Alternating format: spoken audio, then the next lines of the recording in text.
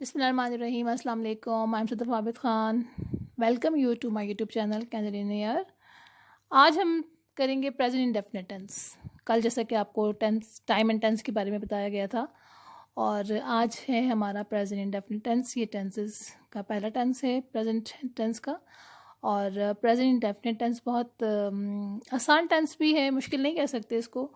और जब सीख लेते हैं तो फिर जाहिर सी बात है कि आसान ही लगता है, लेकिन जिस ईजी वे में मैं आपको सिखा रही हूँ, आप इसको पहले इस तरह से सीख लें, और उसके बाद जो बाकी चीज़ें मैं बाद में सिखाऊंगी उसको आप आहिस्ता आहिस्ता से कवर कीजिएगा खुद से, ठीक है। प्रेजेंट इंडेफिनिट टेंस इस तरीके से आप इसको स्टार्ट करें करना भी और याद करना भी, क्योंकि मेरे जितने भी स्टूडेंट्स हैं उन्होंने तमाम ने इसको इसी तरीके से किया और उनको 2 से 3 दिन के अंदर ये बिल्कुल क्लियर हो गया था। Present indefinite tense, helping verb do and does. दो इसके हेल्पिंग वर्ब्स हैं, do and does. Where we use do, where we use does, ये आगे बताया जाएगा।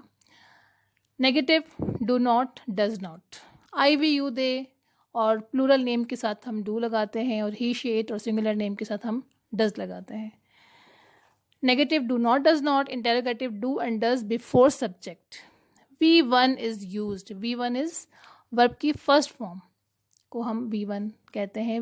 वर्ब की फर्स्ट फॉर्म इसमें इस्तेमाल की जाती है। Formula subject plus V1 plus object. I operate computer, I don't operate computer, do I operate computer, do I not operate computer. इसी तरीके से हम you operate computer, they operate computer, we operate computer, and Ali and Saima operate computer. दो नामों के साथ भी operate ही आएगा, ठीक। आई ऑपरेट कंप्यूटर ये अफर्मेटिव सेंटेंस है। I do not operate computer ये नेगेटिव सेंटेंस है। डू आई ऑपरेट कंप्यूटर ये इंटेरोगेटिव सेंटेंस है। And do I not operate computer interrogative plus negative sentence है। ही शीट के साथ इसको आप इस तरह से यूज़ करेंगे कि she operates computer, she does not operate computer, does she operate computer, does she not operate computer. इस टेंस को इस तरीके से आपने सिर्फ याद करना है डेली, ठीक। 1-2 दिन में अच्छे तरीके से आप इसको याद करें, उसके बाद आगे प्रोसेस जो है वो आपके लिए समझने के लिए है। याद आपको इसको इसी तरीके से करना है, क्योंकि इस तरह से बहुत ईजी वे है और आपको आराम से याद भी हो जाएगा। The second thing is how to make positive sentence. चूँकि हम पॉजिटिव, और मैं आपको पूरा फार्मूला बता चुकी हूँ इसका, किस तरीके से आप इसका जो फार्मूला है positive negative interrogative interrogative plus negative, उस तरीके से आपने याद करना है। लेकिन आपको अगर आप भूल जाते हैं या आपको याद नहीं रहती है तो तस्वीर आपके सामने होनी चाहिए कि इस तरीके से हमें सिखाया गया था। How to make positive sentence. अब देखिए, he she it and Alia के साथ वर्ब की फर्स्ट फॉर्म के साथ एस और ईएस लगेगा, ठीक, प्लस ऑब्जेक्ट, जो भी ऑब्जेक्ट होगा आपका। For example, he she it and Alia subject हो गया, V1 आपका ड्रिंक हो गया, और ऑब्जेक्ट में आपने वाटर लगा दिया, ठीक है। ही drinks water, she drinks water, it drinks water और आलिया ड्रिंक्स वाटर। तो ड्रिंक्स क्यों लगाया हमने, क्योंकि ये सिंगुलर नाउन है, सारे सिंगुलर है ना, ही शी इट सब सिंगुलर है। इसी तरीके से अगर हम आई वी यू दे के साथ लगाएंगे तो हम लगाएंगे I drink water, I do not drink water, do I drink water, do I not drink water. You drink water, you do not drink water, do you drink water, do you not drink water. इसी तरीके से we you they के साथ भी लगाएंगे हम। How to make negative sentences. Negative sentences किस तरीके से बनते हैं।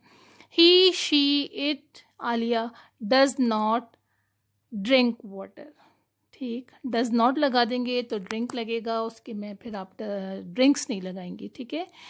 You, we, they and I, इसमें आप डू नॉट प्लस V1 लगाएंगे। इसमें मैं वी लगाना भूल गई हूँ। यू, दे, आई मैंने कर दिया, और अलिया एंड साइमा कर दिया। We I have forgotten, so it's okay, no problem. I we you they के साथ जो है दो नामों के साथ कोई भी प्लूरल नेम्स जो आपके होते हैं उसके साथ आप डू नॉट प्लस V1 लगाएंगे, okay, it is clear.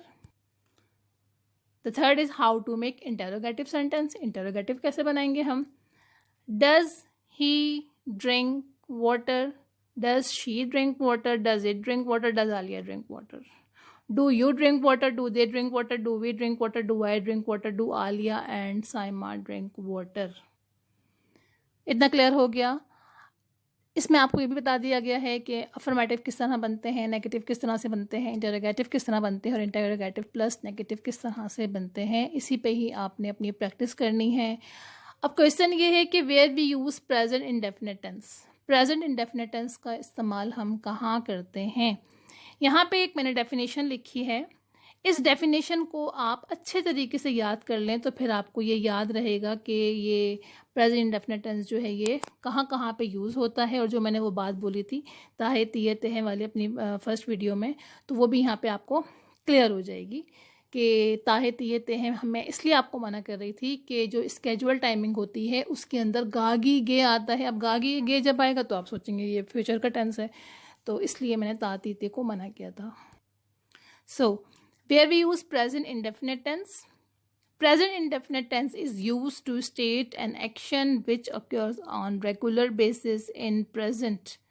These actions include habitual or repeated actions, scheduled actions occurring on regular basis, and facts that true all the time. देखिए इसमें ये बताया है कि जो काम भी हम रेगुलर बेसिस पे करते हैं, फॉर एग्जांपल जो भी आपके डेली रूटीन के वर्क्स होते हैं वहाँ पे हम प्रेजेंट इंडेफिनिट टेंस यूज़ करते हैं। और जहाँ पे हम हैबिचुअल एक्शन जो होता है हमारा वहाँ यूज़ करते हैं।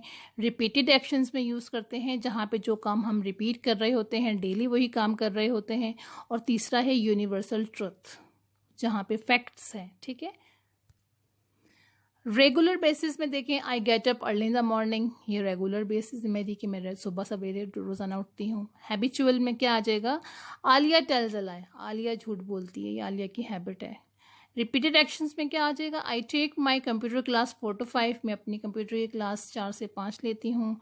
यूनिवर्सल ट्रुथ में क्या आ जाएगा कि people wear warm clothes in winter, लोग सर्दियों में जो है वो गर्म कपड़े पहनते हैं। ठीक है, ये हमारा यूनिवर्सल ट्रुथ है। इसी तरह से सूरज मशरिक से निकलता है और जितने भी हमारे यूनिवर्सल ट्रुथ हैं ये सब प्रेजेंट इंडेफिनिट टेंस में ही आते हैं।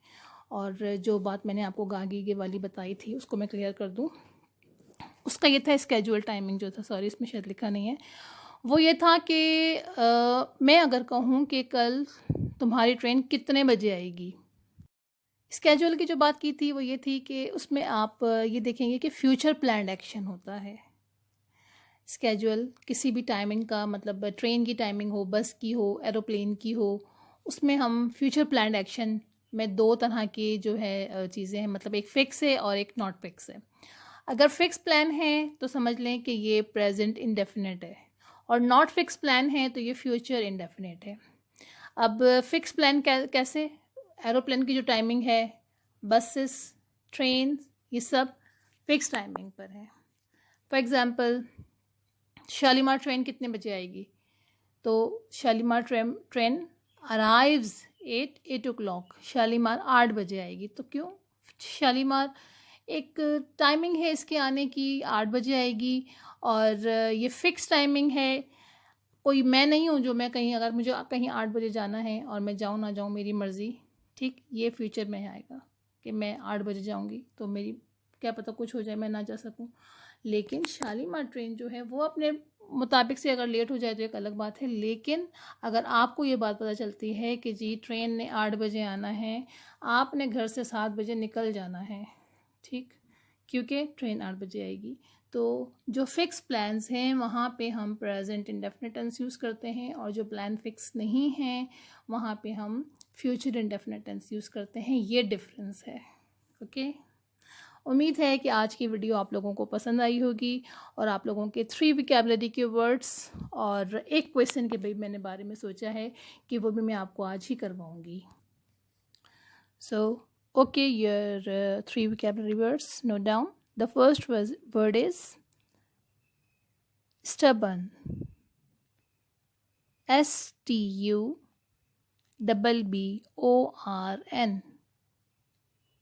Stubborn. Some people don't like stubborn kids.